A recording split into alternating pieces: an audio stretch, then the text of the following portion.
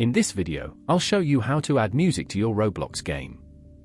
First, open your game in Roblox Studio. On the right-hand side, click on Sound Service.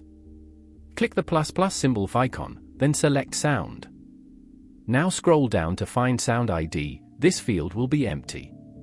To get a sound, go to your browser and open the Roblox website. Click Create, then go to the Creator Hub. Next, click on Store, and then choose Audio.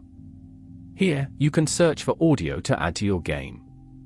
If you want to use a custom sound, upload your audio to your Roblox account. Once uploaded, it will appear in your audio list. Click the audio you want to use. Then click Get Audio, followed by More Info. In the URL, copy the numeric audio ID. Go back to Roblox Studio.